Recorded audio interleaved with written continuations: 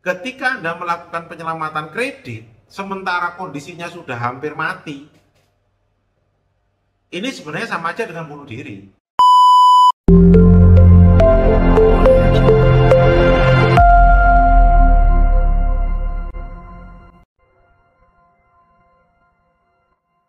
Jadi ketika kita kesulitan mulai membayar dengan jaminannya aset ya, ada dua prinsip sebenarnya teman-teman sekalian.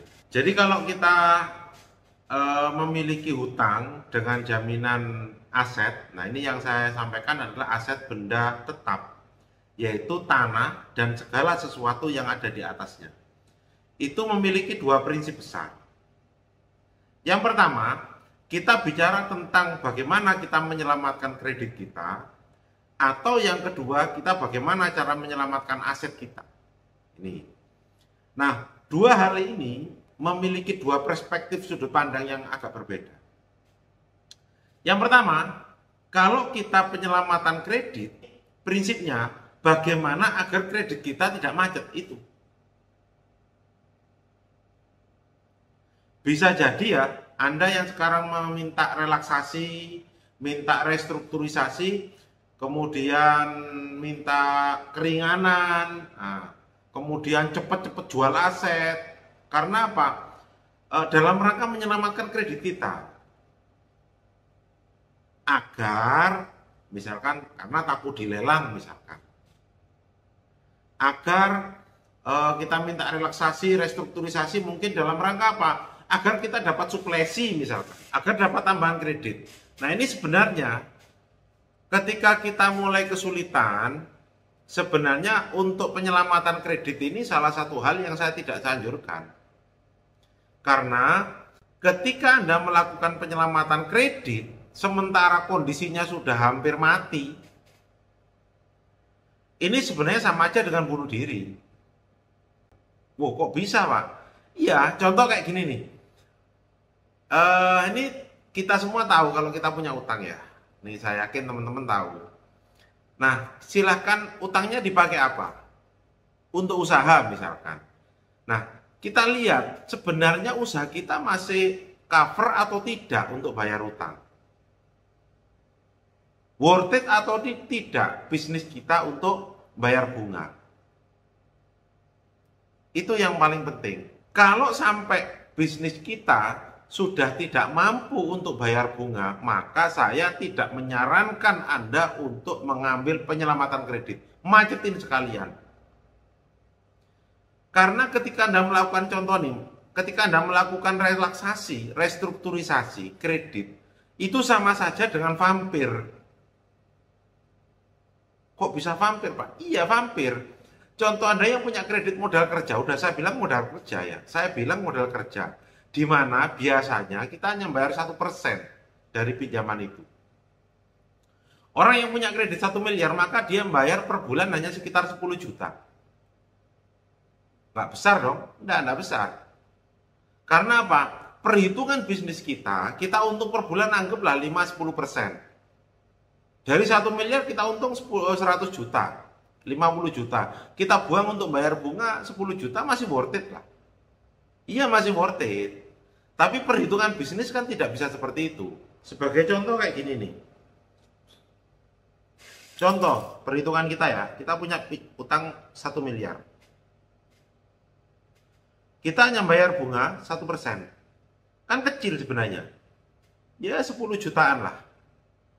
Tetapi uang 1 miliar ini kan besar. Dalam pertimbangan, kalau kita bisnis saja dapat 100 juta. Oh, per bulan untung 10%. Maka nilai 10 juta ini kan kecil. Tetapi kan tidak bisa seperti itu. Contoh, kita berhitung akhirnya risiko bisnis. Dari 1 miliar itu, contoh, duit kita dipinjam orang, bayar barang misalkan. Kita bayar ke kita ngasih pinjaman ke orang. Barang yang kita kasihkan dibawa lari, habis 100 juta. Kan seperti itu. Belum lagi, ketika kita pegang duit 1 miliar, gaya hidup kita biasanya berubah. Ya kan? Ya untuk perbaikan gaya hidup, ganti mobil, ganti macam-macam, habislah 100 juta.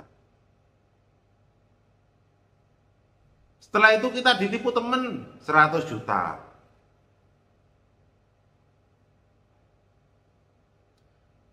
Dari 100 juta ini ternyata kita kirim barang, nggak dibayar juga 200 juta. Nah, maka kita lihat, kita akumulasikan, ini sudah 500 juta loh yang hilang.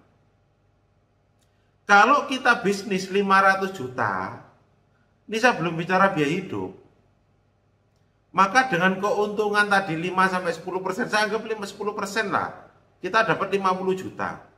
Bayar bunga 10%, biaya hidup kita nyampe apa enggak? Banyak enggak nyampe. Yang kita lakukan apa? Tambah utang.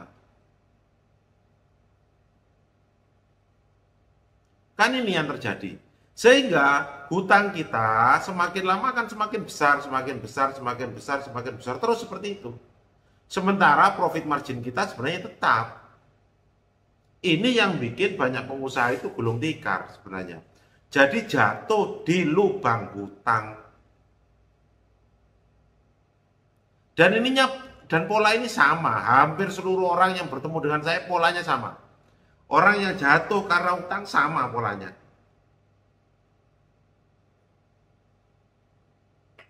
Ini teman-teman sekalian. Jadi makanya saya bilang bisnis itu sesuatu yang tidak pasti, sementara utang itu pasti bayar masalahnya.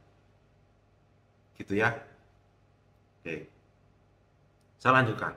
Makanya saya bilang kalau kita itu punya kredit dan sekarang mulai kesulitan, maka saya sangat tidak menganjurkan untuk melakukan penyelamatan kredit.